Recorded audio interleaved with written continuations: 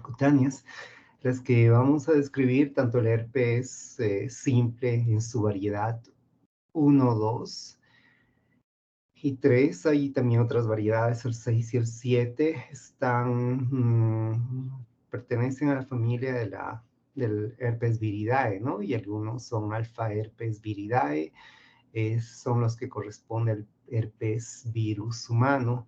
Y acá estos dan lugar el tipo uno al herpes y el tipo 2 al herpes simple, ¿no? Los cuales afectan tanto la mucosa, en el caso del tipo uno, como veremos, generalmente más afecta la mucosa entre la piel y la mucosa oral y otras regiones, pero también se puede aislar de la región genital y el herpes tipo 2, el que su transmisión es exclusivamente sexual, pero por algunas características puede estar presente también a nivel oral, ¿no? Es decir, por el tipo de conductas sexuales que pueda tener esta persona, ¿no? Y el tipo 3 ya corresponde al de la varicela zoster.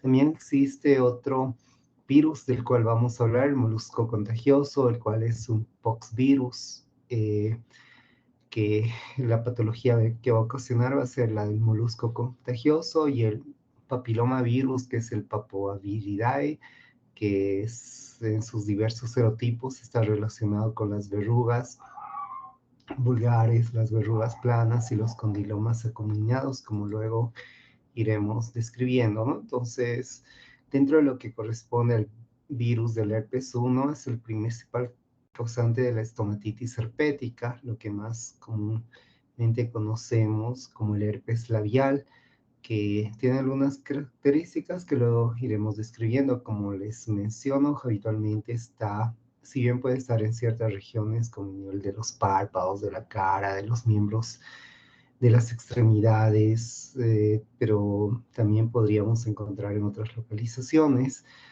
Este del tipo uno generalmente está en esta mucosa de transición entre lo que es la piel y la mucosa oral, que tiene diversos nombres, ¿no? Un fueguillo, fuegazo, algunos confunden con una apta, la cual tiene otro tipo de etiología no completamente conocida, pero tiene en su clínica algunas características como el dolor, como una membrana que recubre por el eritema alrededor que va a diferenciar de un herpes tipo uno, y también ocasionalmente puede producir la queratoconjuntivitis herpética. El de tipo 2, el herpes de tipo 2 es el que produce el herpes genital, ¿no? Que iremos viendo. Ambos inicialmente sus lesiones van a ser vesículas, van a progresar muchas veces a pústulas, a ulceraciones y las costras seromáticas. Y el de tipo 3, que es el virus de la varicela zoster, es el que en ciertas regiones se lo conoce como culebrilla. En nuestro medio no es habitual ese término, no es característico, es el que produce el herpes zóster, ¿no? Si bien el herpes tipo 1 o 2 puede también comprometer la piel y nervios sensitivos, ya, ya va a afectar los ganglios geniculados, ¿no? En el cual va a permanecer en su etapa de evolución después de la infección, de la latencia y la replicación celular. Va a comprometer ciertos dermatomas, habitualmente son dermatomas torácicos, un dermatoma habitualmente, y otras regiones, como iremos viendo. Y bueno, la varicela, habitualmente el herpes zóster es un proceso secundario de un paciente que ha tenido previamente una varicela, ¿no? Que la varicela hoy en día con las vacunas es improbable que los niños que tienen pues su esquema de vacunación y que adicionalmente tengan la vacuna de la varicela es poco probable, pero eso no implica que nunca van a poder tener el herpes zóster, ¿no? Es decir, el hecho de no tener el no haber cursado con varicela durante la niñez, durante la adolescencia, no implica que en su edad adulta, donde es más frecuente, entre los 30 a 60 años, obviamente 75% más frecuente, más allá de los 60 años, que puede haber esta afección del herpes zóster. Pero también hay otros virus que pertenecen a estas familias, ¿no? Como el Epstein-Barr, eh, que es el que provoca la mononucleosis infecciosa, es decir, la enfermedad del beso, esa triada, ¿no? Que cursa con adenofagia, con adenopatías, con fiebre, y el linfoma de Burkitt y el carcinoma nasofaringeo, ¿no? Que se va asociando en reumatología. Hay una entidad que se asocia en otros países a carcinoma nasofaringeo. El tipo 5, que es el citomegalovirus, que también produce mononucleosis, produce otros trastornos sistémicos como hepatitis, como retinitis y otras enfermedades. Habitualmente, bueno, valga acotar que cuando vemos adenopatías que antes de los 40 años pensamos que es un proceso infeccioso, es más del 98%, lo cual se invierte cuando pasan los 40 años. Siempre tenemos que considerar hacer el inmunotest, ¿no? Valorar Epstein-Barr, citomegalovirus, toxoplasmosis, rubiola, de los cuadros que sí pueden producir adenopatías. De tipo 6 es de la Roseola infantum, que produce un exantema súbito, ¿no? De la infancia, y del tipo 7 es muy parecido al de la Roseola infantum. De tipo 8 sí al sarcoma de Kaposi, ¿no? Que es un radinovirus. Generalmente cuando en un paciente, por ejemplo, con un recuento de linfocitos TCD4 menor a 200, con un diagnóstico ya de VIH confirmado, tendría la presencia de una úlcera, hasta no demostrar una vesícula, una úlcera, ya muchas veces, ya en una etapa de úlcera, hasta no demostrar lo contrario, tendríamos que considerar que es una afección por herpes virus. Muy bien, entonces ahora vamos a empezar a describir lo que es el herpes simple. Bueno, el herpes simple es un cuadro, como ya había mencionado, que es una infección que está producida por el herpes simple, tanto de tipo 1 como de tipo 2, el cual va a afectar, como vemos en las imágenes, afecta la piel, también puede afectar la mucosa oral y la mucosa genital. El herpes simple tiene una distribución geográfica mundial, no hay preferencia por algún lugar en especial, ¿no? Es decir, todas las razas, tanto varones como mujeres son susceptibles a tener herpes. Obviamente, es muy a temprana edad, antes de los 6 meses, es improbable que haya una infección por herpes simple, salvo hay una situación, ¿no? Como veremos en niños, en lactantes pequeños, eh, si es un parto normal o en el cual ha habido una ruptura prematura de membranas, y en un periodo de 4 o 5 días la presencia de lesiones que a veces pueden confundir con impétigo, nos haría considerar que de una mamá que está con herpes tipo 2, que presenta lesiones genitales, sí tendríamos que considerar que es una forma de transmisión, ¿no? Cuando se presenta por esas circunstancias, pero después no es habitual, sí es más frecuente generalmente una edad intermedia, entre los 20 a los 25 años, y se ha ido acentuando, ¿no? Esto por varios factores se ha incrementado. Por ejemplo, un dato interesante es que la ausencia de haber tenido una infección por herpes tipo 1 condiciona un tanto más susceptibilidad de tener a lo largo de la vida una infección por el herpes tipo 2, ¿no? Obviamente eso va a depender de los factores de riesgo al cual esté expuesto. Después, ¿qué más del herpes simple? De su etapatogenia, es un virus que está constituido por dos tipos de virus con DNA bicatenario, el cual tiene como la mayoría de estos virus, tiene una cápsula icosaédrica, la cual está cubierta por lípidos, está cubierta también por antígenos de superficie y en realidad va a variar los tipos, va a variar entre el uno y el 2 por las características bioquímicas, por las características biológicas, ¿no? Tanto en el tipo uno como el tipo 2. Generalmente el de tipo 2, bueno, luego iremos describiendo las imágenes, ¿no? Como aquí vemos en esta imagen, hay una base eritematosa, la presencia de vesículas que generalmente están localizadas y están agrupadas en racimo y están localizadas, como ya había mencionado, a nivel de esa línea de transición, ¿no? De la mucosa y de la piel. En ciertas situaciones ya vamos a encontrar no tanto como vesículas ya, sino como úlceras. En ciertas circunstancias ya va formando la presencia de costras, ¿no? Esto que, bueno, en el cuadro clínico lo iré describiendo como va precedido. Se puede clasificar también las estomatitis, es decir, el herpes labial o la gingivoestomatitis herpética a nivel genital, la balanitis, en el caso del varón herpética o la vulvovaginitis herpética, ¿no? Que generalmente afecta a nivel de la región vulvar y también en ciertas circunstancias, es decir, sobre todo en varones homosexuales, las proctitis herpéticas, ¿no? En la cual, ¿no? También cursan con tenesmo, cursan con un exudado a través del recto, también puede haber un herpes perianal, una queratoconjuntivitis, el herpes perinatal y diseminado y el panadizo, que seguramente vamos a ver alguna imagen, ¿no? Que generalmente es por autoinoculación, si bien estos, a diferencia del, por ejemplo, de algunos tipos de verruga como o el molusco contagioso que producen un fenómeno de Koebner, es decir, una reproducción isomorfa de la lesión.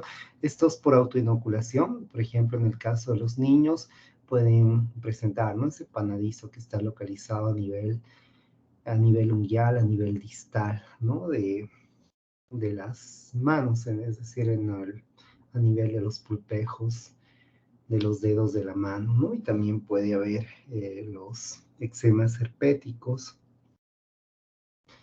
Y como aquí había mencionado, dentro del ciclo de vida va a estar caracterizado, ¿no? Por lo que es la infección, la latencia y la transformación celular, que obviamente va a depender mucho del sistema inmune. Habitualmente este cuadro va a introducirse, este tipo de infección va a introducirse hacia una persona, ¿no? La cual es susceptible, ya que es susceptible en el caso del herpes genital a través de una relación sexual, en la cual va a iniciar, ¿no? Una fase sintomática y posteriormente va a haber una fase de replicación y después hay ciertas alteraciones, ¿no? Como la muerte y la lisis celular y se va diseminando habitualmente este proceso. Una vez que el virus se disemina, esto se da en un periodo aproximadamente de 6 horas. Posteriormente a la inoculación se va extendiendo por los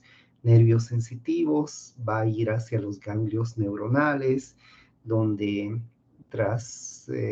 una vez que remite a la infección, va a permanecer latente, ¿no? Y hay varios factores que podrían desencadenar su recurrencia, es decir, un cuadro febril, el antecedente de estrés, un traumatismo. También se habla que eh, puede, puede estar puede exacerbarse con el lupus eritematoso sistémico. Generalmente el periodo de incubación va a ser muy variable, es un periodo de incubación muy corto, el cual puede variar desde algunos días, entre 3 días aproximadamente, hasta inclusive unas 2 a 3 semanas va a estar, ¿no?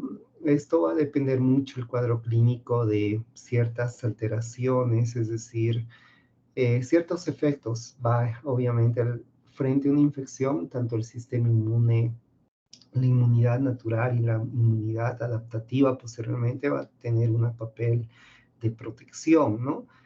Pero cuando hay un desequilibrio, cuando haya ciertas alteraciones inmunitarias, eh, que es decir, una alteración en el recuento de los linfocitos TCD4, va a ir condicionando, ¿no? Que haya una repercusión que se traduzca en esas imágenes que iremos describiendo. Y ya les había dicho que hay cierta susceptibilidad en el caso de no haber cursado con herpes tipo 1, de tener más susceptibilidad de cursar si estamos expuestos al herpes tipo 2 en lo posterior, ¿no? Sabemos que estos procesos, se ha visto que el herpes tiene un componente oncogénico, ¿no?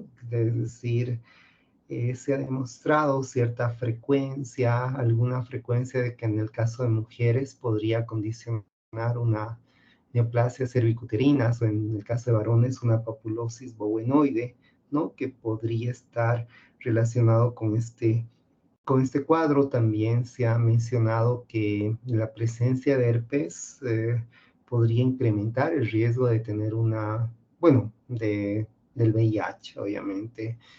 Eh, no siempre la exposición al VIH puede producir su transmisión, ¿no? Pero existe un mayor riesgo en pacientes que cursan, ¿no? Con el herpes tipo 2 sobre todo. Y generalmente pacientes, como había mencionado, con VIH, ya con etapa definitoria de SIDA, la presencia de úlceras, mientras no se demuestre lo contrario, tendríamos que considerar que puede estar asociado al herpes.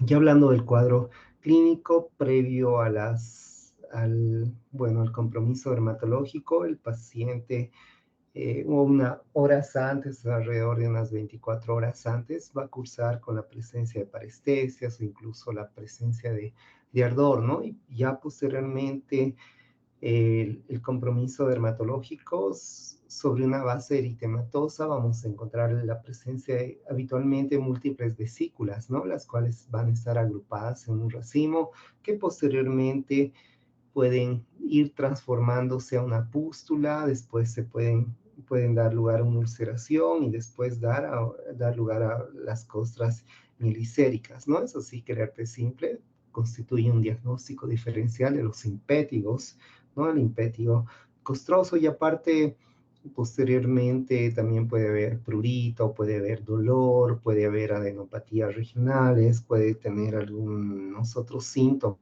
¿no? Como adinamia, como cefalea, y dependiendo de los factores inmunológicos, puede tener una recurrencia, ¿no? En el caso del herpes tipo 2, se menciona que hasta podría tener una recurrencia entre 5 a 8 veces a lo largo del año.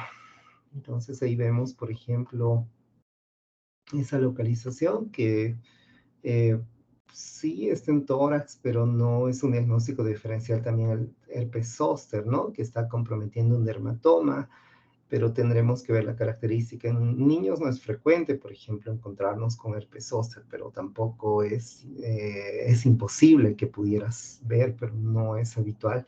En el caso del herpes labial, como mencionaba, es a nivel de ese límite, ¿no? Entre las mucosas y la piel, puede estar cerca también de la boca o cerca de los labios, y se va describiendo como con esas características, ¿no? Que ya había mencionado. Hay un eritema polimorfo a nivel del herpes genital, vamos a ver, el cual puede afectar en el caso de abajo, va a afectar a nivel de la vulva en mujeres, en varones a nivel del glande, y como había mencionado, puede a nivel perianal, a nivel anal, es raro, sí se relaciona con varones homosexuales, ¿no? En el cual van acompañado de un exudado y también va acompañado de tenesmo. Luego el panadizo herpético, como había mencionado, habitualmente en niños generalmente es por autoinoculación, que, bueno, el niño esté en contacto su dedo pues, con la mucosa oral, en la cual haya la presencia de herpes, ¿no? Y obviamente en adultos puede estar relacionado por el contacto, es decir, puede ser dígito genital, la consecuencia de este cuadro. El herpes neonatal está relacionado habitualmente, como había mencionado, con el de tipo 2. Hay el antecedente, ¿no? De que la madre curse con herpes genital, es cuando el parto es vía vaginal, se presenta entre los 4 o 5 primeros días, aparte va acompañado de otros síntomas generales como fiebre, puede haber también un compromiso a nivel del sistema nervioso central, a nivel del hepático, del vaso y de las vías respiratorias, también puede estar comprometido, ¿no? Hay otra variedad también que es el eczema herpético o erupción variciliforme de Kaposi, el cual es un cuadro raro, es más, no hay una imagen, no olvidé colocar, y también es muy raro, generalmente está constituido por la presencia más de lesiones vesículo-pustulosas, ¿no? Las cuales están diseminadas, generalmente quienes son más susceptibles son pacientes con antecedente de dermatitis atópica o con una eritrodermia ictiosiforme, ¿no? O la enfermedad de Darrier. Y también se ha visto que en el caso de que sean pacientes con VIH, las lesiones pueden ser más extensas, ¿no? Generalmente lesiones ulcerativas que pueden comprometer no solo a nivel de la mucosa, a nivel de las mucosas, de la piel, inclusive puede comprometer, puede condicionar una esofagitis, puede condicionar una neumonía, una encefalitis también, que es algo raro, ¿no? Pero no siempre se llega a diagnosticar. Los datos histopatológicos, se puede hacer una biopsia, ¿no? Sobre todo la biopsia no vamos a hacer en cualquier paciente, sobre todo vamos a hacer cuando el cuadro es un cuadro,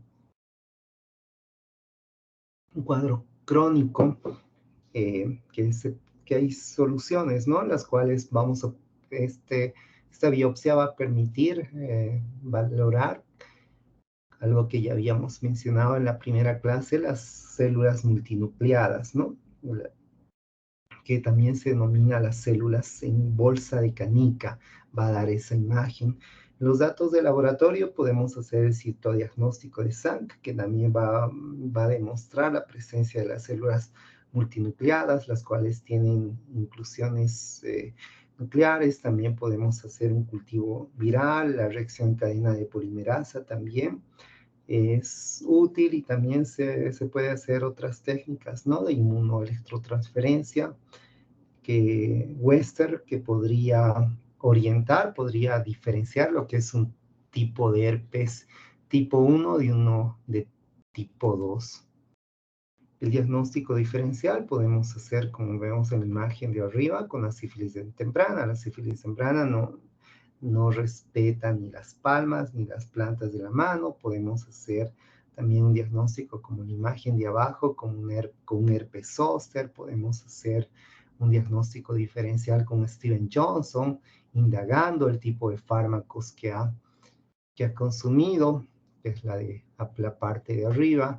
También la imagen del medio, también podemos hacer la imagen del centro, podemos hacer diagnóstico diferencial con una dermatitis de contacto. En este caso es una niña que tiene una dermatitis de contacto relacionado con el consumo, bueno, como habitualmente hacemos en nuestro medio, de chupar una naranja, y ese contacto recurrente va condicionando, ¿no? También, como vemos acá, a nivel del periorificial, es una imagen clara para pensar que puede ser un impétigo con una enfermedad de Behçet, estas lesiones ulcerativas, con escabiosis también, ver el antecedente, con las aftas también podemos hacer un diagnóstico diferencial. Y creo, bueno, que no, si bien no describo sobre las aftas, porque alguna vez quizás alguno de nosotros hemos tenido, yo tengo la certeza que Lo que he tenido alguna vez no era un herpes simple tipo 1, una estomatitis herpética, era una afta. La afta es que tiene diversos nombres. Habitualmente sí lo conocemos como afta, también lo podemos describir como una estomatitis aftosa. Como vemos en esa imagen que nos sirve de referencia, son la presencia de úlceras orales, ¿no? Las cuales pueden ser múltiples, habitualmente son dolorosas, pueden variar entre 3 milímetros hasta a veces 1 centímetro de diámetro. Eh, Ahí no está completamente determinado, ¿no? Pero se habla de que podrían ser factores dietéticos, nutricionales, inmunológicos, no se ha determinado, por ejemplo, el complejo mayor de histocompatibilidad que podría asociar, pero sí se dice que podría ser deficiencia de vitamina B12, de ácido fólico, de hierro, y bajo ciertas circunstancias, por ejemplo, un estímulo antigénico de un microorganismo, un proceso traumático podría desencadenar, ¿no? La presencia de este cuadro, el cual es más frecuente en la niñez, en la adolescencia, que como vemos en ese par de úlceras, son lesiones ulceradas que pueden ser redondeadas, pueden ser ovales, que habitualmente están cubiertas por una pseudomembrana, como se ve ahí, y aunque se ve pequeñito, que pido disculpas, no he podido, de todos modos, no he podido ampliar la imagen, no me dio el tiempo para separar desde ya, pero ya pronto vamos a ver en la clase teórica ya con más detalle, y tal vez cuando empecemos a repasar y empecemos a hacer los casos clínicos, que ya vayan pensando como había mencionado en la clase, o ya la subsiguiente, la semana que viene, cuando ya pasemos las clases teóricas, les mencionaré que hagamos grupos de 3 o de 4, ya vayan conformando los grupos, porque les voy a designar ya casos clínicos para que ustedes los vayan preparando. Entonces, este tipo de lesiones tienen esta característica, ¿no? Que en ciertas situaciones van a remitir espontáneamente, no van a dejar cicatriz, en ciertas situaciones se pueden tornar un tanto crónicas, y también en el caso de las aftas no hay un tratamiento específico, ¿no? Se puede utilizar corticoides orales, se puede utilizar incluso la clorexidina, ¿no? Que es parte del enjuague bucal. Ya como tal, en general, del tratamiento del herpes, el herpes tipo 1 o 2, no hay un tratamiento específico, ¿no? Sí se puede hacer fomentos con agua de manzanilla, se puede utilizar el óxido de zinc también en ciertas situaciones. Bueno, en nuestro medio podemos utilizar el aciclovir, que se ha visto, bueno, en realidad no va a revertir el cuadro, pero sí va a disminuir, ¿no? El tiempo de evolución, sobre todo cuando se instaura el tratamiento más prontamente, ¿no? Es decir, durante las 48, 72 horas habitualmente va a mejorar los síntomas, va a disminuir el periodo de cicatrización, y tenemos que en estos herpes podemos utilizar en esta variedad 200 miligramos 5 veces al día, es decir, cada 4 horas, respetando la dosis nocturna para que el paciente no tenga que levantarse durante 5 a 10 días, ¿no? También se puede utilizar 400 miligramos cada 3 veces al día, también por el mismo periodo de tiempo. En ciertas situaciones se podría hacer cuando el cuadro es recurrente, 400 miligramos cada 12 horas por 6 a 12 meses. Habitualmente no es frecuente aquello, pero es una opción, ¿no? De tratamiento que se puede realizar. Entonces, en realidad el aciclovir es ampliamente tolerable. Niños pequeños habitualmente ya no se utiliza. Antes, mayores de 2 años, se utilizaba incluso dosis de adulto, 200, que viene el jarabe 5 ml, 200 miligramos, pero hoy en día por el compromiso hepático, niños pequeños no es tan recomendable utilizar, ¿no? Entonces, más el tratamiento se va a la sintomatología, también no está completamente indicado el uso de corticoides, ¿no? Sobre todo a nivel oftálmico, que tendríamos que tener ciertos cuidados.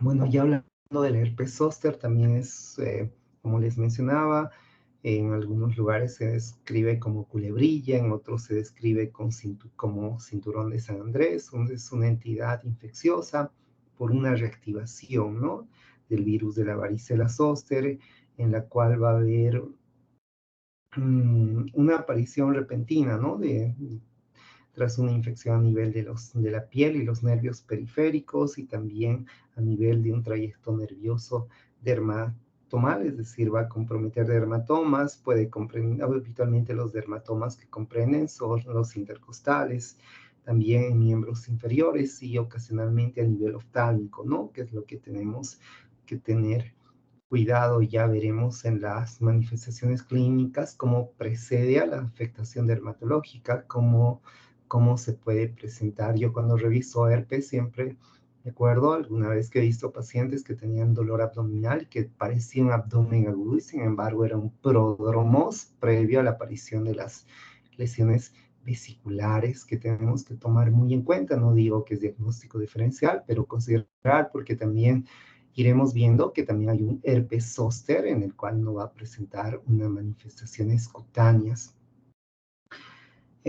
Bueno, entonces puede estar presente tanto en, en personas jóvenes, es un tanto más frecuente en adultos. Ahí vemos esas lesiones que están sobre lesiones vesiculares, que están sobre una mácula o una base eritematosa, ¿no?, que este herpes zóster va a comprometer, bueno, va a afectar a todas las razas. No hay una raza en particular que tenga mayor predisposición. Sí es más frecuente pasado los 30 años y mucho más pasado los 60 años, y en niños es raro, del herpes zóster, que es consecuencia habitualmente de una varicela previa. Pero como he mencionado, la ausencia de la varicela no descartaría, ¿no?, que algún momento uno pueda desarrollar un herpes, un herpes zóster. En realidad, la varicela zóster se da en la primoinfección, es decir, en la enfermedad generalizada, y posteriormente el herpes zóster es consecuencia, ¿no?, ya de la presencia de los anticuerpos circulantes, es decir, una infección secundaria que va a ser reactivada por ese proceso infeccioso que permanecía latente, ¿no?, en los ganglios geniculados, es decir, en los ganglios espinales, que por algún factor, como por ejemplo una disminución de linfocitos T, en el caso de un paciente con VIH, con neoplasias, un paciente sometido a un trasplante, son susceptibles, ¿no?, a que puedan desarrollar este cuadro. El cuadro clínico, este cuadro está restringido habitualmente a un solo segmento, es decir, un dermatoma. Eso no significa que más dermatomas, sí, ocasionalmente sí pueden estar comprometidos, habitualmente a nivel del tórax, a nivel de la región lumbar superior, va a estar presente. Previo a la aparición de estas lesiones, el paciente va a presentar hiperestesia, va a presentar a nivel de esa área donde se va a presentar el exantema, la presencia de ardor o dolor, y posteriormente un periodo entre algunos días después, puede ser entre 2 a 4 días después, ya va a presentar, ¿no?, repentinamente el tipo de lesiones, ¿no?, que estas lesiones van a ser lesiones vesiculares, las cuales van a estar en una base eritematosa, que van a estar agrupadas en racimo, ¿no? Posteriormente, estas vesículas se van a transformar en pústulas, y posteriormente, en un periodo de 3 a 4 días, es de vesícula, progresa a pústula, y en un periodo aproximadamente de una semana va a formar lo que son las úlceras y las costras mielicéricas, ¿no? Es decir, aquí va a haber una formación de ampollas, va a haber lesiones purpúricas, va a haber una zona de necrosis y va a haber la presencia de escaras, ¿no? Es decir, Las neuralgias posherpéticas, que en niños si va a haber herpes zóster, es raro, es decir, no va a haber la algia zosteriana. Estas algias van a estar condicionadas, ¿no? Va a ser consecuencia de la necrosis a nivel neuronal y a nivel de las terminaciones postsinápticas, ¿no? Que va a dar lugar a aquello. Bueno, va a haber también, como ahí vemos una imagen, puede haber una parálisis de Ramsay-Hunt, va a haber las manifestaciones de los pacientes con herpes zóster ocasionalmente pueden presentar adenopatías regionales, cursan con cefalea, en niños más frecuentes la febrícula, en adultos no tanto, un porcentaje puede afectar el quinto par, es decir, el trigémino, es decir, sobre todo la rafia oftálmica, y también va a haber, como vemos en esa flechita, los que están con una pantalla que permite visualizar el signo de Hutchinson, ¿no? Y también puede haber, esto va condicionando, ¿no? El compromiso oftálmico va condicionando ciertas alteraciones que el paciente puede presentar, como las uveitis, las queratitis, las panoftalmitis también.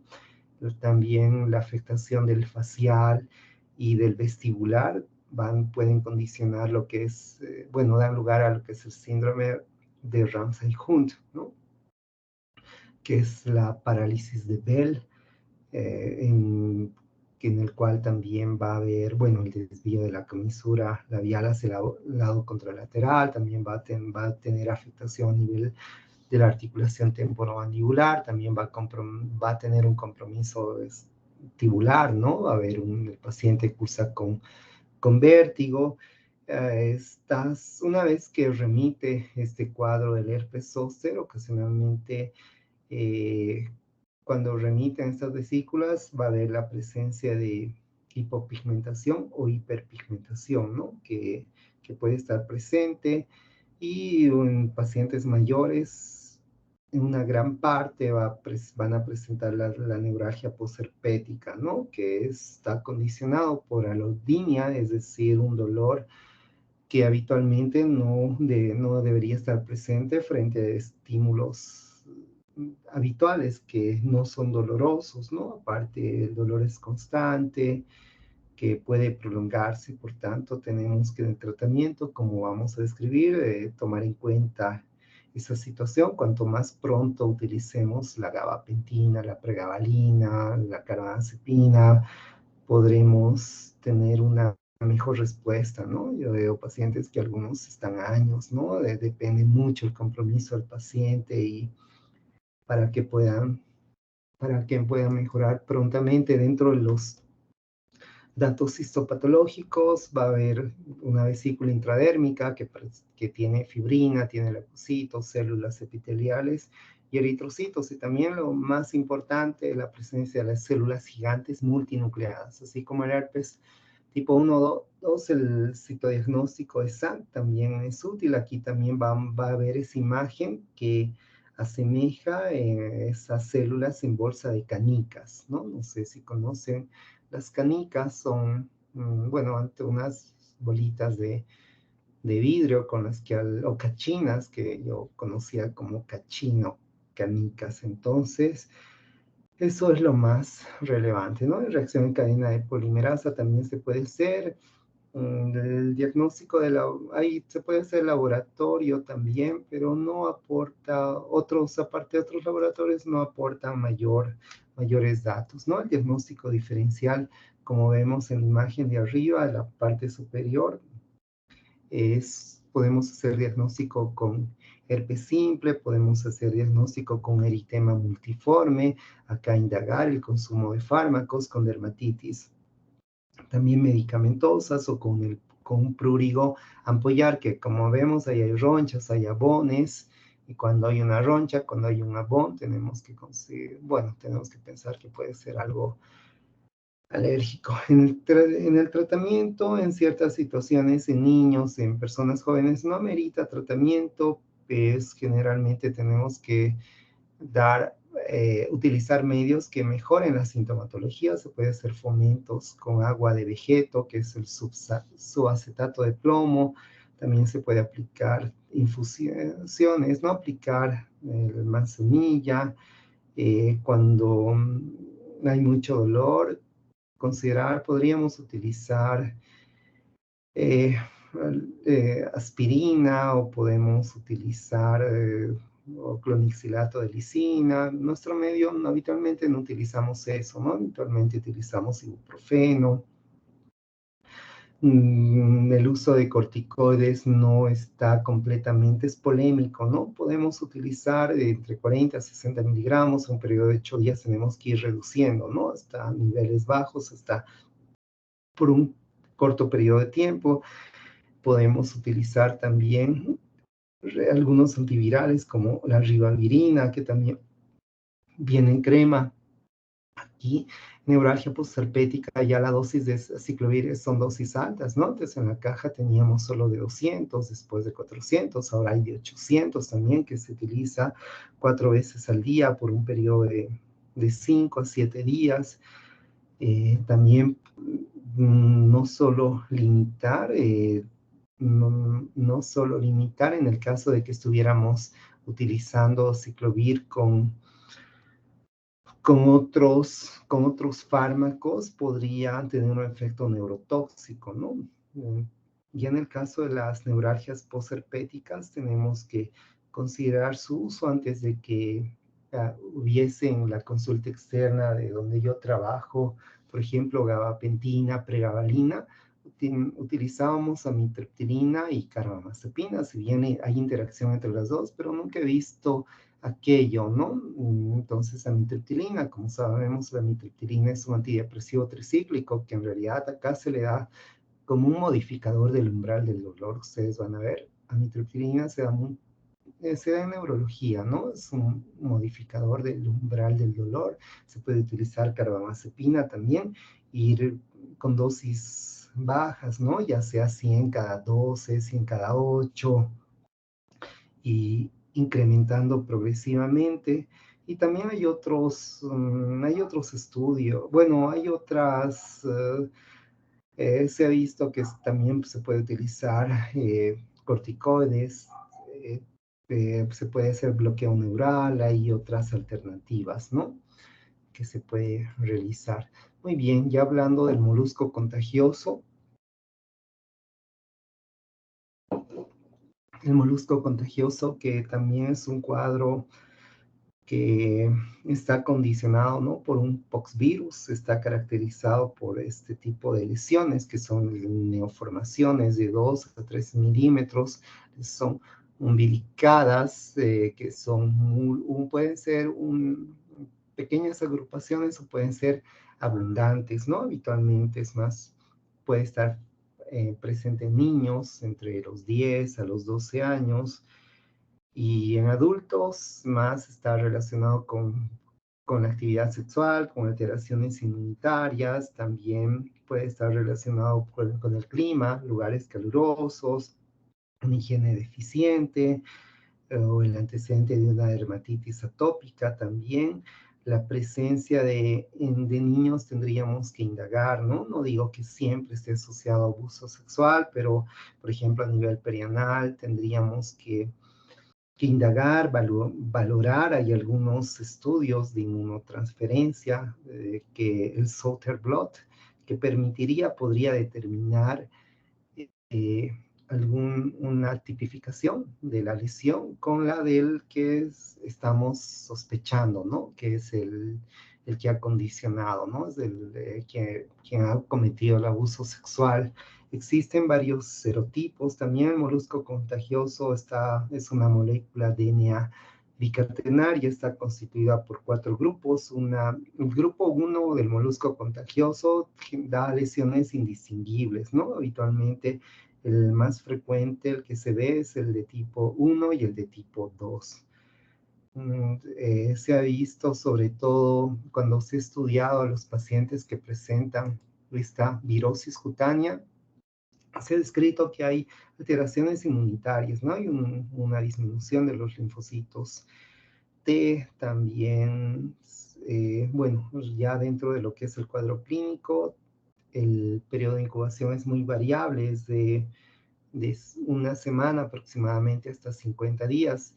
En niños es más frecuente la presencia a nivel de la parte baja del abdomen, de la cara, del tórax, ocasionalmente en extremidades, mientras que en adultos más es a nivel del muslo, a nivel del glúteo, a nivel del pubis, del glande, de la región perianal. Es infrecuente la localización a nivel de las palmas, de las plantas, de la boca y de los ojos, ¿no? Está constituido, una vez más, como vemos en esas cuatro imágenes, son neoformaciones, son lesiones que pueden ser variables entre 1 a 3 milímetros, ocasionalmente hasta 1 centímetro. Se ha visto cuando son gigantes, podría ser hasta más de 3 centímetros.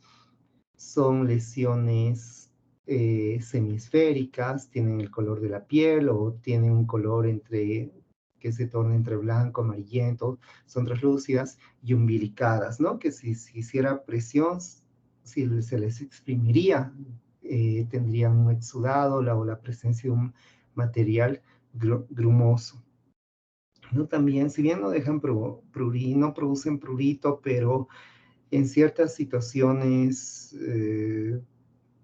pueden, cuando hay una autoinoculación, es decir, cuando se manipula esa lesión y se tiene contacto con otra región adyacente de la piel, es decir, el fenómeno de Koebner puede proliferar, ¿no?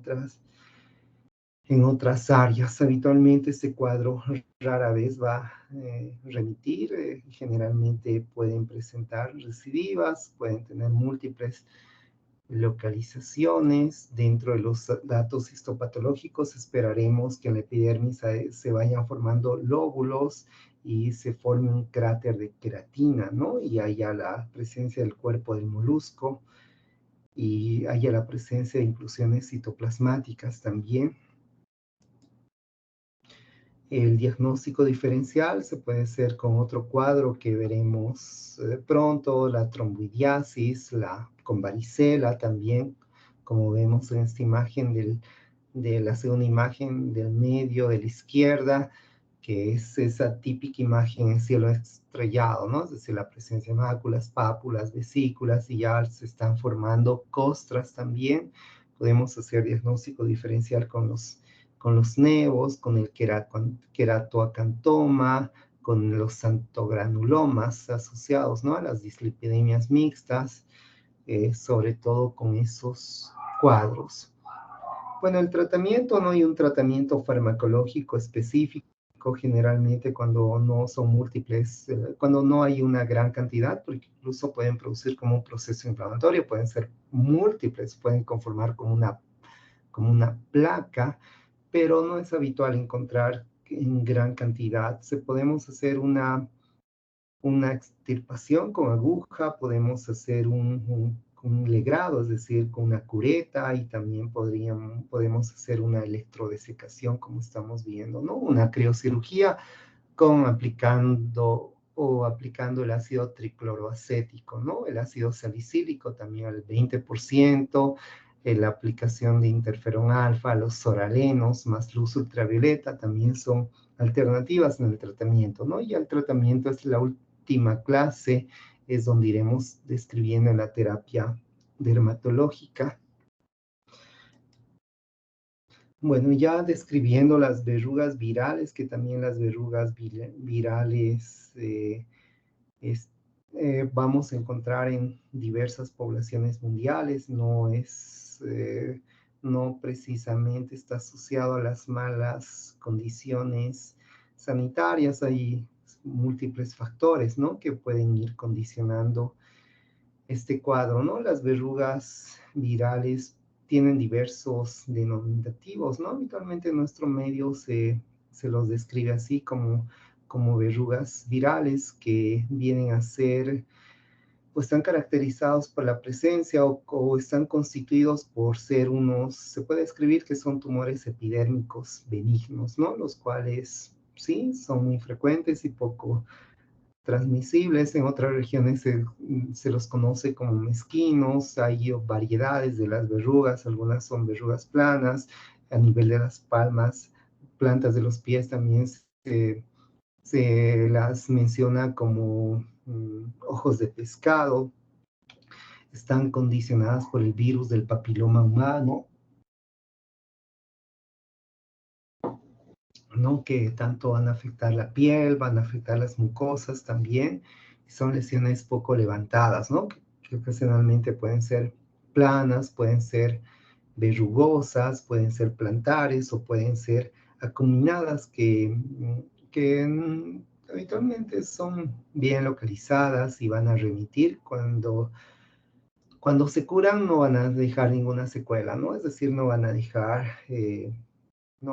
cicatriz. Las verrugas es un cuadro que es frecuente, que es alguna de las principales causas por los que los pacientes pueden ir a la consulta externa o la consulta de atención primaria o de dermatología, ¿no? Entonces, habitualmente las verrugas planas y vulgares van a ser más predominantes en niños y en adolescentes, las plantares, las acuminadas más en adolescentes y adultos, ¿no? Sobre todo las acuminadas, tomando en cuenta que acá sí tenemos que indagar el contacto sexual.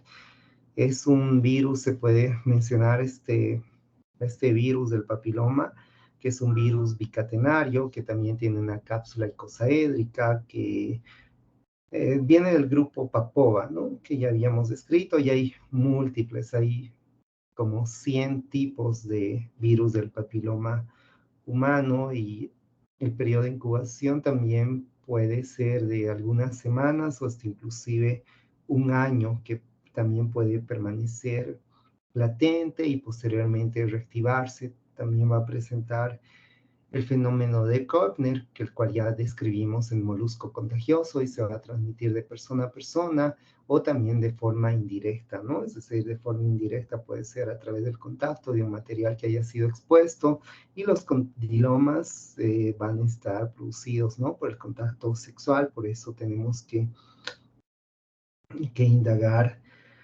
todo aquello. En ciertas situaciones, el traumatismo, la exposición, por ejemplo, al electrocauterio, otros equipos que tengan contacto pueden propagar este tipo de infección.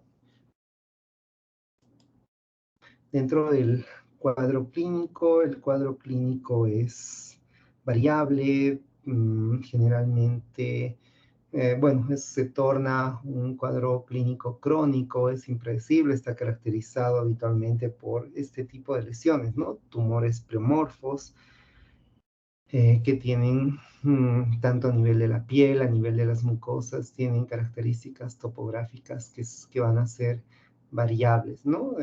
Muchos, bueno, va a orientar el tipo, el sitio anatómico, pueden remitir espontáneamente, algunos pueden ser resistentes al tratamiento, e incluso algunos pueden evolucionar a un carcinoma, ¿no? Que tenemos que tomar en cuenta. Las verrugas vulgares van a estar en cualquier parte expuesta de la piel, generalmente con más frecuencia a nivel de la cara, a nivel de los antebrazos, a nivel de las manos también. Generalmente, como vemos en la imagen, son informaciones únicas. En ciertas situaciones puede ser múltiples o aisladas, pueden ser aisladas o pueden ser confluentes, ¿no? Es muy variable su tamaño, pueden variar desde algunos milímetros, entre 3 a 5 milímetros, hasta 1 centímetro, ¿no? Están compuestos por una superficie verrugosa que, si palpamos, se torna áspera, ¿no? Y también seca. Habitualmente puede presentar el color de la piel, en ciertas situaciones se torna de un color grisáceo, y muchas veces habitualmente no producen ninguna sintomatología, ¿no? Salvo que estén localizadas, como vemos esa imagen, a nivel del borde de la uña, ¿no? En la cual van a condicionar una distrofia unguial y van a ser dolorosas, ¿no? Eso es lo más característico de las verrugas vulgares. Bueno, las verrugas planas también, que son lesiones más pequeñas, pueden variar entre 1 a 4 milímetros, son redondeadas o también pueden ser poligonales, que a veces pueden confundir con una pápula, ¿no? Van a ser cierto relieve en la piel, habitualmente del mismo color, o en ciertas situaciones pueden estar un poco pigmentadas. También son asintomáticas. Generalmente las verrugas planas más están localizadas a nivel de la cara y también ocasionalmente a nivel del dorso de las manos, ¿no? En ciertas situaciones también pueden presentar el fenómeno de Koebner, ¿no? Tras su autoinoculación, al tener contacto con esa superficie. Pueden involucionar espontáneamente, pueden también cuando vemos estas verrugas planas tenemos que indagar o descartar que haya un papiloma laríngeo, por ejemplo. A veces va acompañado, también pueden ir acompañadas de verrugas vulgares. Las verrugas plantares que en ciertos lugares se les describe como ojo de pescado, que están localizadas a nivel de las plantas o a nivel de los dedos de los pies. Son neoformaciones que varían alrededor de 1 centímetro de diámetro, que están engastadas en la piel, ¿no? Por eso se denomina endofíticas. Pueden ser en las palmas, en las plantas, pueden ser solitarias o pueden ser profundas, están rodeadas por un collar hiperqueratósico, ¿no? Que se llama helioma, o pueden estar dispuestas en mosaico, ¿no? Cuando son múltiples. Pueden ser blanco-amarillentas en las zonas oscuras o también pueden ser hemorrágicas y también pueden ser dolorosas. Dentro de los datos histopatológicos vamos a encontrar una hiperplasia epidérmica, va a haber áreas de hiperplasia con hiperkeratosis también en el laboratorio. Sí, podemos hacer el estudio clínico, que es importante. Habitualmente el estudio clínico es suficiente, ¿no? En genitales sí considerar hacer un Papa Nicolau, ¿no? Para indagar en ciertas situaciones, incluso tenemos que hacer una colposcopía, se puede hacer reacción en cadena de polimerasa también.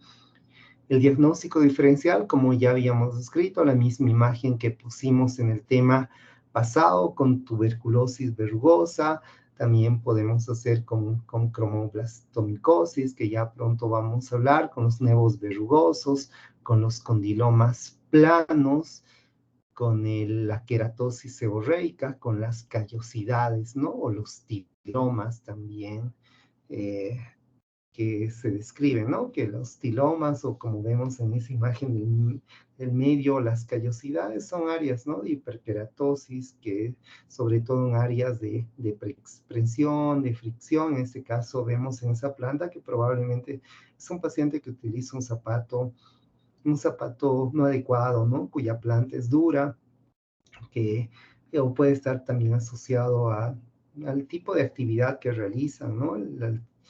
Los pacientes. Muy bien, dentro de lo que es el tratamiento habitualmente se va a hacer, si bien muchas pueden curar de forma espontánea, pero habitualmente uno consulta desde el punto estético, ¿no? Se puede hacer una intervención quirúrgica, es decir, una extirpación si las lesiones son escasas, o también se puede hacer un electrocauterio, ¿no? Una electrofulguración, una criocirugía también que se puede hacer. Se puede administrar ácido salicílico, eso puede ayudar. También la criocirugía, aplicando nitrógeno líquido en las verrugas plantares y a nivel periungual. Se ha visto, bueno, tenemos ante riesgos, si bien no todos los serotipos son oncogénicos, pero hoy en día dentro de la prevención, está la vacuna treta- tetravalente, ¿no? Que genera cierta seroconversión contra los virus del papiloma humano, el 6, el 11, el 16, el 18, ¿no? Que protege sobre todo frente a verrugas genitales en un gran porcentaje y frente a en un tanto menor porcentaje frente al cáncer cervical. También hay otras que protegen con las vacunas bivalentes contra 16 y 18, ¿no? Que son de los más oncogénicos porque hay muchas variedades.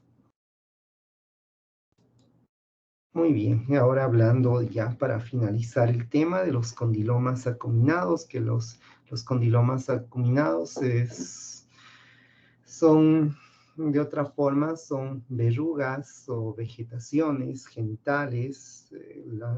Entonces, estos condilomas acuminados constituyen una dermatosis producidas por el virus del papiloma humano, ¿no? Sobre todo el de tipo 6 y el de tipo 11, habitualmente, preferentemente va a afectar la mucosa genital y la mucosa anal. Está caracterizado por lesiones por verrugosidades o vegetaciones que tienen la tendencia de crecer y persistir, y también pueden tener una buena respuesta, ¿no? La aplicación de ciertos agentes puede afectar a cualquier raza y también a ambos sexos, ¿no? Es más frecuente en personas jóvenes, bueno, en una vida sexual activa, en adultos, pero también se ha visto en niños, ¿no? Que acá tendríamos que considerar, tendríamos que indagar y descartar bueno, bueno, tendríamos que excluir que estos niños hayan sido sometidos, ¿no? A un abuso sexual. Dentro de su etiología es de la familia Papaviridae. Existen varios serotipos, está constituido por un DN viral. Sobre todo el tipo 6 y el tipo 11 tiene riesgo bajo de transformación maligna. Los riesgos altos son el 16, el 18, 31 y así sucesivamente, y estas lesiones pueden persistir durante años y ocasionalmente pueden tener una remisión espontánea. Dentro del cuadro clínico, más frecuente el condiloma, como habíamos mencionado, es más frecuente nivel en las mujeres, a nivel vulvar, y en los varones a nivel del surco balano prepucial. Mujeres menos frecuente, aunque no es raro, puede también estar comprometido el cuello uterino, ¿no? También puede haber otras regiones a nivel del periné, a nivel del ano, del recto, a nivel axilar, a nivel de la región inguinal, también pueden estar presentes. La característica de estas lesiones van a ser lesiones vegetantes que tienen una superficie granulosa, también tienen la característica bueno, de tener la coloración de la piel, el tono puede variar entre rosado o grisáceo, pueden estar cubiertas por un exudado seroso o hemorrágico, pueden ser pediculadas o pueden ser sésiles, tienden a tener una evolución crónica, ¿no? Es decir, en ciertas situaciones, como vemos en esa imagen de abajo, sobre todo va a tener un aspecto de coliflor cuando van conformando masas grandes, es decir, pueden llegar a medir más de 10, 20 centímetros de diámetro, ¿no? A nivel en varones, a nivel de la uretra, como vemos en esa imagen, y a nivel balano prepucial, a nivel de la uretra incluso pueden producir una fimosis. Que bueno, aquí tenemos que indagar, ¿no? Todo, eh, ver a la pareja, porque una tercera parte, tres cuartas partes de las parejas de estos pacientes también van a tener la infección en algún momento.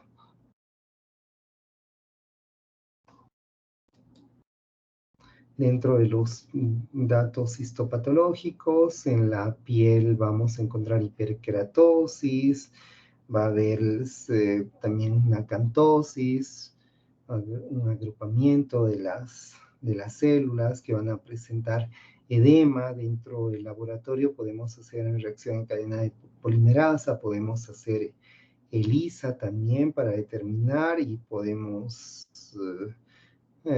bueno, y la hibridación del DNA viral, ¿no? Son técnicas más complejas que si bien la literatura describe, pero no siempre es posible realizarlas. También se describe que en la clínica es útil, que se describe que tempranamente en la dermatoscopía podríamos encontrar un patrón en mosaico, lo cual no siempre, ¿no? Indagamos o descubrimos en la edad temprana. Habitualmente muchas veces los pacientes, aunque nuestro medio es un tanto, bueno, dependiendo del seguro, ¿no? En el caso del seguro donde yo estoy, va a ser un tanto más infrecuente, ¿no? Ver estos cuadros. El diagnóstico diferencial podemos hacer con los condilomas planos, podemos hacer también con la cromoblastomicosis, con la tuberculosis verrugosa, podemos hacer también con el carcinoma espinocelular, con las pápulas perladas del pene, que eso a veces confunde mucho, que, bueno, no hay aquí una imagen, pero tal vez creo que he puesto algunas imágenes que a veces nos confunde con las pápulas perladas, ¿no? Que no está relacionado con el papiloma virus, que generalmente se ven en varones circuncidados, que son lesiones papulares puntiformes, que sobre todo afectan la corona del glande, que a veces nos hace, es algo que vamos a ver con alguna frecuencia, ¿no? Pero será muy importante distinguir estas características. Bueno, el tratamiento generalmente es con la criocirugía, o también podemos en las lesiones grandes considerar hacer una intervención quirúrgica o aplicar láser o una electrodesecación, ¿no? Sobre todo en las lesiones gigantes es donde vamos a considerar aquello, y obviamente la vacuna tetravalente, ¿no? Contra el papilomavirus o la bivalente, que va a proteger sobre todo frente a la variedad 16 y a la variedad 18. Muy bien, vamos a ver algunas imágenes. Bueno, ahora voy a tomar la lista y después vemos las imágenes, y ahí va a terminar la clase. Alejandra Aguirre.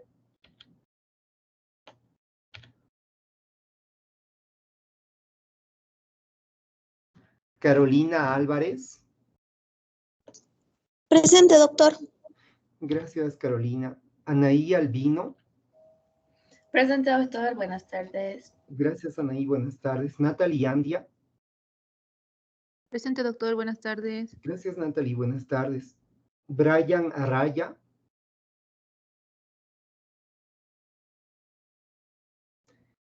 Brenda Argana.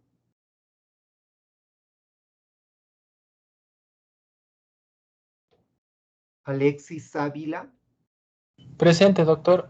Gracias, Alexis. Andrea Bordignón. Presente, doctor. Buenas tardes. Gracias, Andrea. Buenas tardes. Corín Canchasto. Presente, doctor. Gracias, Corín. Víctor Cruz. Víctor Cruz, presente. Gracias, Buenas tardes. Víctor. Buenas tardes. Sí, me acordé también que me habías pedido permiso, pero la otra vez por tu práctica. Andrea Cruz. Presente, doctor. Buenas tardes. Gracias, Andrea. Buenas tardes. Camila Cuellar. Presente, doctor. Gracias, Camila. Vinicius de Camargo. Presente, doctor. Buenas tardes. Gracias, Vinicius. Buenas tardes. Ana Patricia dos Santos. Presente, doctor. Gracias, Ana Patricia. Anne Caroline dos Santos. Presente, doctor. Buenas tardes. Gracias, Ana Carolina. Buenas tardes. Naomi Felipes. Presente, doctor. Buenas tardes. Gracias, Noemí. Buenas tardes. Micaela Flores. Presente, doctor. Gracias, Micaela. Buenas tardes. Cristian Flores. Presente, doctor. Gracias, Cristian. Yasmín Franco. Fabiola Guanacota. Steven Javier. Presente, doctor. Buenas tardes. Gracias, Steven. Buenas tardes. Yamil Machicao. Presente, doctor.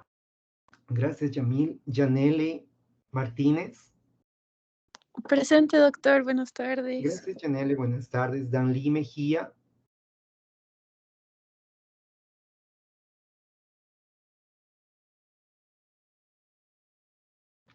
Bueno, Ana Mercado y Milena Mercado me parece que no están en el grupo. Mercado presente, doc Milena. Ah, ya Milena, es primera clase, ¿verdad? No, ya Entonces, pasé, doc, la primera y la segunda. Ah, ya, qué raro. Gracias, qué bueno que haya preguntado. Quizás no te escuché o no pude, porque la primera y la segunda sí fui pasando, ¿no? Porque no había las listas todavía. Gracias, ya te tomé en cuenta. Ana Gabriela Mercado no está, pero. Caterín Millar. Presente, doctor. Buenas tardes. Gracias, Caterín. Buenas tardes. Jessica Miranda.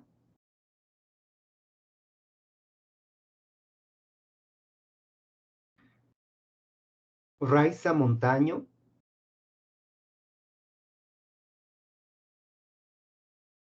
María Moscoso.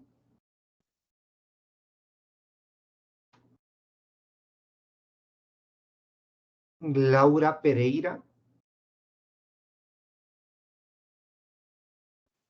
Presente, doctor. Gracias, Laura. Dayana Pérez. Presente, doctor. Buenas tardes. Gracias, Dayana. Buenas tardes. Paola Rebollo. Presente, doctor. Buenas tardes. Gracias, Paola. Buenas tardes. Yandira Rocha.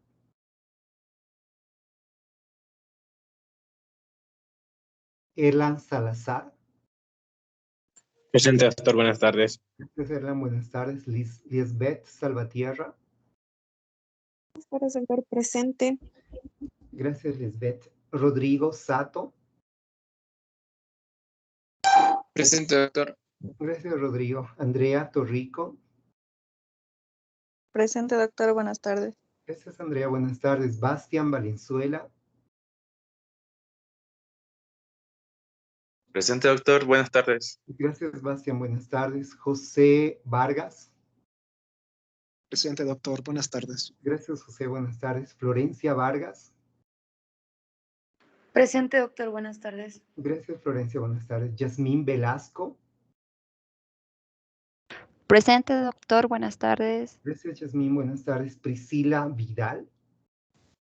Presente, doctor. Buenas tardes. Gracias, Priscila. Buenas tardes. Damaris Villarroel. Buenas tardes, doctor. Presente. Gracias, Damaris. Buenas tardes. Pía Villarroel. Presente, doctor. Buenas tardes. Gracias, Pía. Buenas tardes. Eric Yujra. Presente, doctor. Buenas tardes. Gracias, Eric. Denise Zárate. Presente, doctor. Buenas tardes. Gracias, Denise. Buenas tardes. Diego Olivares. Presente, doctor. Buenas. Gracias, Diego. Buenas tardes. Milena Medeiros. Buenas tardes, doctor. Presente. Gracias, Milena. Buenas tardes. Daniela Lafuente. Carlos González.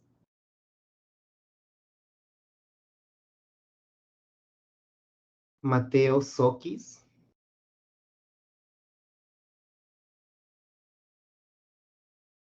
Felipe Arraya.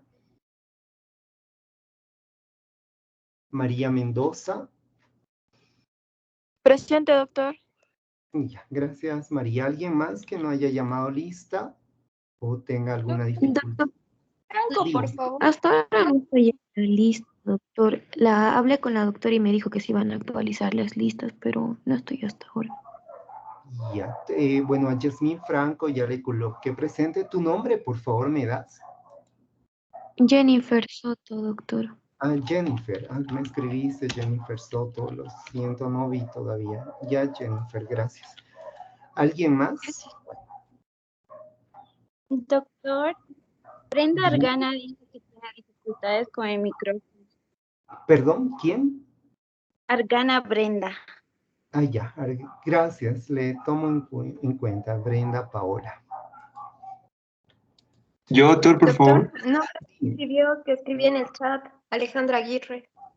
Ya, Alejandra Aguirre. Ya, ya. Después, tu compañero, tu nombre, por favor. Aldemar Ospino, doctor, por favor. Ademar es Aldemar. Aldemar. Tu apellido. Ospino, doctor. Ospino. Ya, por favor, me puedes mandar en... Ya está bien, doctor. Ya, gracias, para que lo revise. Muy bien, entonces brevemente veremos algunas imágenes para ver lo que hemos... Bueno, las imágenes ya son un poco más grandes. La primera imagen de la parte superior izquierda, pues alguien que pueda levantar la mano y decir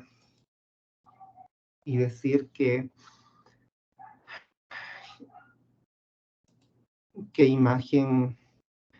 Yamil, ¿cuál es tu impresión diagnóstica de la primera imagen que vemos de arriba? No estoy seguro, Doc, pero creo que es labial. Sí, muy bien. Sí, pues está muy bien lo que dices, querido Yamil. No estoy muy seguro. Yo igual no estuviera muy seguro porque podríamos hacer diagnóstico diferencial con qué cuadro.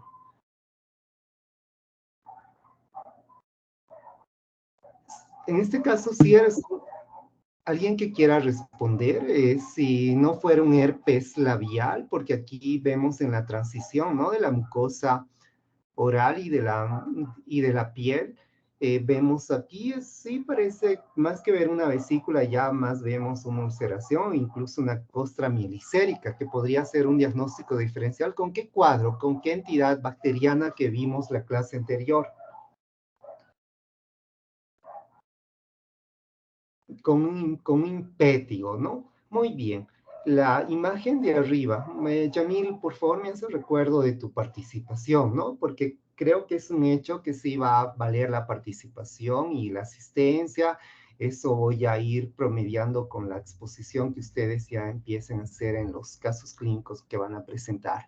Muy bien, la imagen es decir, eso le va a aumentar a su presentación, ¿no? Si es sobre 20 y la presentación fuera 18, pues van a tener 20.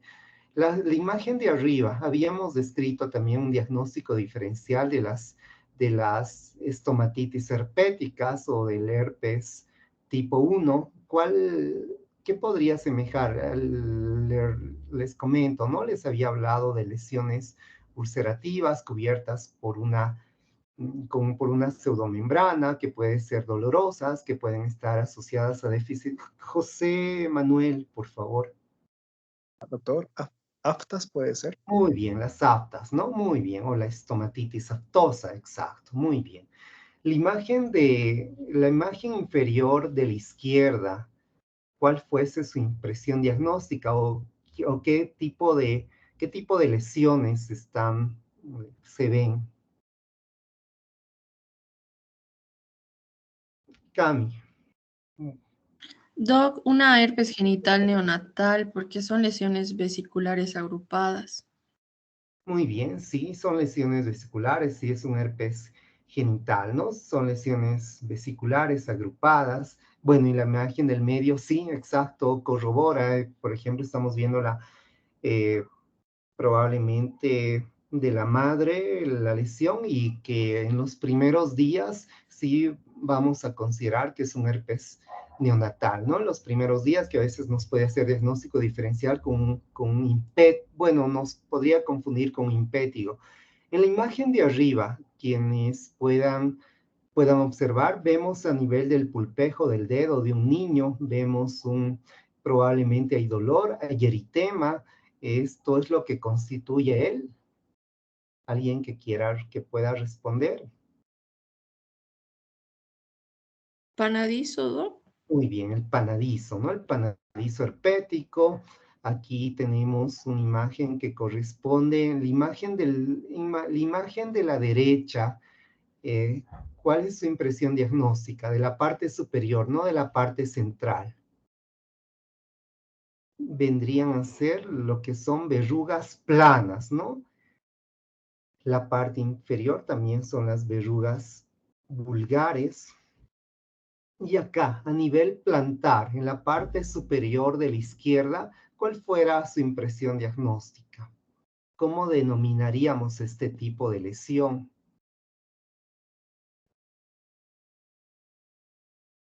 Que tiene un collarete que constituye el helioma, que viene a ser el ojo de pescado, ¿no? Y la imagen superior de la derecha, ¿cuál fuera su impresión diagnóstica? Shanti. Doctor, respecto a los ojos de pescado era característico de verrugas plantares. Muy bien, muy bien, muy bien, Shanti. Y la imagen de la derecha, alguien que podría mencionar, son lesiones umbilicadas que si las exprimimos van a presentar un material grumoso. En adultos asociadas a VIH, ¿no? No es que siempre ver esta imagen tenemos que pensar en VIH. Es lo que corresponde al molusco contagioso, ¿no? Y aquí vemos los condilomas acuminados, que no solo están a nivel de balano prepucial, también a nivel de la parte del dorso, del piso de la lengua, ¿no? Que podemos encontrar. Y aquí también el diagnóstico diferencial de la tuberculosis verrugosa, ese condiloma acuminado en coliflor, el diagnóstico diferencial que así hicimos con la varicela. Muy bien, queridas alumnas, hasta aquí ha sido la clase. Gracias por estar presente. Nos vemos el miércoles. El miércoles vamos a hablar de infecciones micóticas. Entonces vayan preparando, por favor, el grupo de 3 o de 4. Voy a decirles la siguiente clase, pero ya quisiera que mediante el Teams me manden sus grupos de 3 o de 4 para que yo ya les vaya designando los casos clínicos que van a ir presentando ya cuando inician las clases teóricas. Muy bien, nos vemos el día miércoles. Deseo que estén bien. Buenas tardes. Muchas gracias, doctor. Buenas tardes. Buenas tardes. Muchas gracias, doctor. Hasta luego. Hasta luego. Cuídense mucho.